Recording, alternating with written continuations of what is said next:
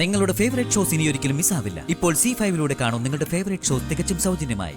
എന്തായാലും എഡ്യൂക്കേഷന്റെ കാര്യത്തിൽ പിന്നോട്ടാണെങ്കിൽ അച്ഛന് ചിലപ്പോൾ അതൊരു ബുദ്ധിമുട്ടാകാൻ സാധ്യതയുണ്ട്. നമുക്ക് ഒന്നുകൂടെ ഒന്ന് ആലോചിച്ചിട്ട് പോരെ ശ്രീകളെ? സർ, ഞാൻ ഇടയ്ക്ക് കയറി സംസാരിക്കുന്നതിൽ സാർ ക്ഷമിക്കണം. ഋതിക മാഡം അങ്ങനെ എഡ്യൂക്കേഷന്റെ കാര്യത്തില് പിന്നോട്ടൊന്നുമല്ല. മാഡം എക്സാമിന് സബ്ജക്ട് മാറി പ്രിപ്പയർ ചെയ്തതാ. അങ്ങനെ ഒരു അബദ്ധത്തിലാ മാഡം തോറ്റത്. അതും വെറും 2 മാർക്കിന്. സത്യം പറഞ്ഞ ഒരു സപ്ലിമെന്ററി എക്സാം എഴുതിയ തീരാവുന്ന പ്രശ്നമേ ഉള്ളൂ. മാഡത്തിന് പഠിക്കാനൊക്കെ വലിയ താല്പര്യ. അങ്ങനെയാണെങ്കിൽ പിന്നെ എന്താ പ്രശ്നം? നമുക്ക് സപ്ലിമെന്ററി എക്സാം എഴുതിക്കാം. ഓ, അതൊന്നും ഇനി ശരിയാവുമെന്ന് എനിക്ക് തോന്നുന്നില്ല. എന്താടോ ഇത്? തനിക്ക് തന്റെ മകളെ എന്നെ ഏൽപ്പിക്കാൻ ബുദ്ധിമുട്ടുണ്ടായിട്ടാണോ താൻ ഇങ്ങനെ ഓരോ റീസൺ പറയുന്നത്? ഹേയ്, അതൊരിക്കലും അല്ല. സാറ് പെർമിഷൻ തന്നാൽ ഋതിക മാഡത്തിനെ ഞാൻ എക്സാമിന് പ്രിപ്പയർ ചെയ്യിക്കാം. മാഡം ജയിക്കും. ഉറപ്പാണോ രാജു? ഇതുവരെ നീ എന്നോട് പറഞ്ഞ വാക്കുകളൊന്നും പാലിക്കാതിരുന്നിട്ടില്ല. റിസ്ക് എടുക്കണോ?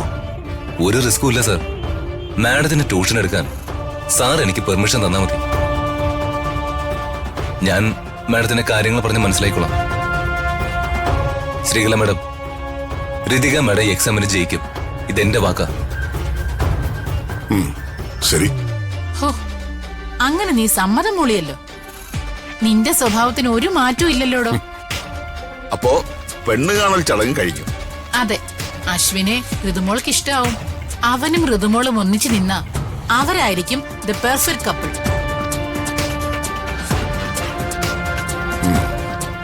അവിടെ എന്തൊക്കെ കാര്യമായിട്ട് നടക്കുന്നുണ്ട്.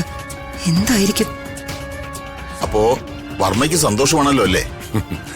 എല്ലാം നിങ്ങളുടെ ഇഷ്ടം. അപ്പോ നമ്മളിനി മുതൽ ഫ്രണ്ട്സ് മാത്രമല്ല, ബന്ധുക്കൾ കൂടിയാ. വരൂ വരൂ, പൂജ കഴിയാറായെന്ന് തോന്നുന്നു. നമുക്ക് അങ്ങോട്ട് പോകാം. ശരി.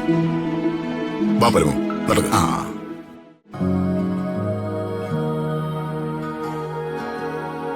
അപ്പോ വിവാഹ കാര്യം തൽക്കാലം മാഡം അറിയാതെ നോക്കണം.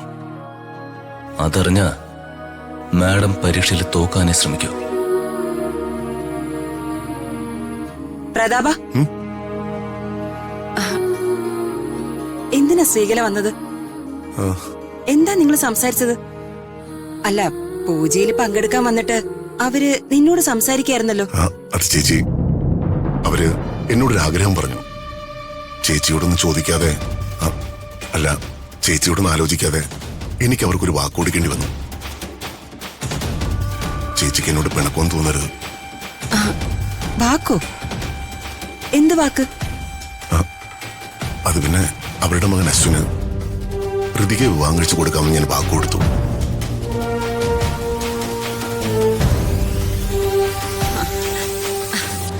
അത് സന്തോഷമുള്ള വാർത്തയാണല്ലോ. നന്നായി പ്രതാപ. ഋതുമോൾക്ക് ഈ ബന്ധം ഒരു ഭാഗ്യാണെന്നേ ഞാൻ പറയും. ശ്രീകല ഋതുമോളെ സ്വന്തം മോളെ പോലെ നോക്കിക്കോളൂ. ശരി ചേച്ചി.